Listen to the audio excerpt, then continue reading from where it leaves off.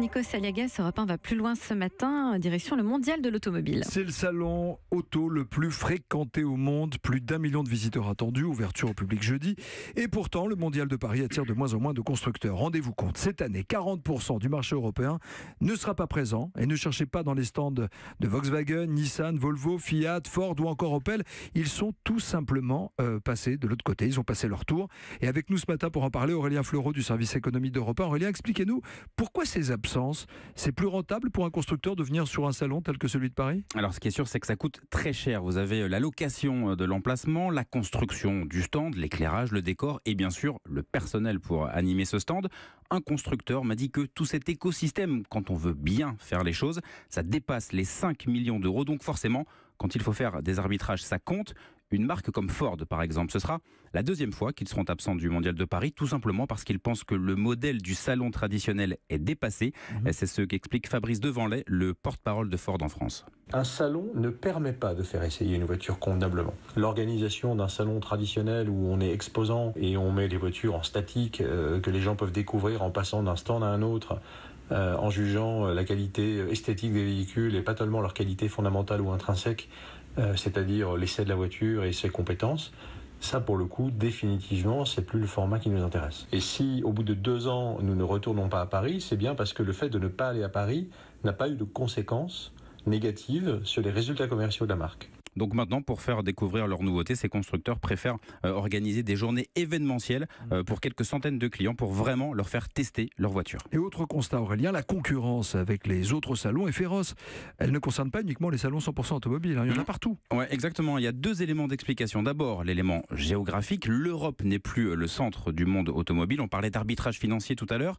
Concrètement, un constructeur va choisir un grand salon en Europe, Paris, Francfort ou Genève, un aux États-Unis et ensuite va mettre le paquet pour être présent en Asie, principalement en Chine. Deuxième élément, l'évolution technologique des voitures connectées autonomes, elles deviennent de plus en plus des produits high-tech et les constructeurs se doivent d'être présents au CES de Las Vegas, le salon de l'électronique grand public. D'ailleurs, cette année à Paris, le renouvellement va passer par un partenariat avec ce CES de Las Vegas. Il y aura une journée spéciale sur le salon. Et puis, autre nouveauté, le mondial sera plus court, 5 jours de moins qu'il y a 2 ans.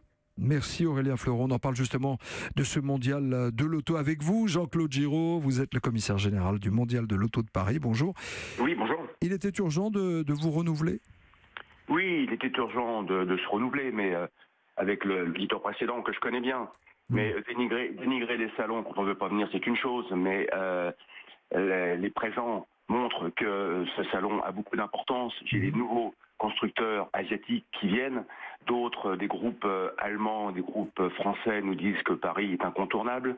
J'ai des marques qui reviennent au salon, justement, je citerai Lamborghini, Maserati, Aston Martin, Lotus, Bugatti.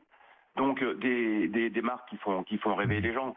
Et vous l'avez dit vous-même, quand les constructeurs font des événements centrés sur leur marque, et vous l'avez dit, ils ont quelques centaines de visiteurs.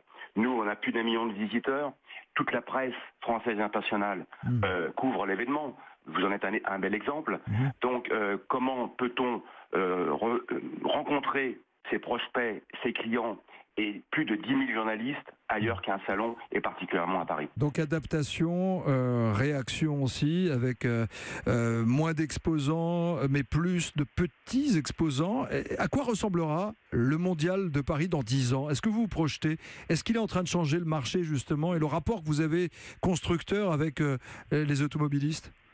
Oui, le marché change. C'est pour ça que j'ai fait des nouveaux événements. Chez Mondial Tech, donc un événement qui est B2B, où il y aura 127 conférences qui vont parler de la voiture d'aujourd'hui, de demain, avec toutes les modifications qu'il y aura. J'ai Mondial Mobilité et j'ai ce centre d'essai à la Concorde. Quand cette personne dit aussi, que je connais bien, d'autre part, mais qui dit qu'on ne peut pas essayer de véhicules, c'est archi faux. Parce que des constructeurs qui viennent ont des centres d'essai. À la Concorde, où s'est déroulé hier une parade où nous avons fêté les 120 ans du mondial, il y avait un monde considérable.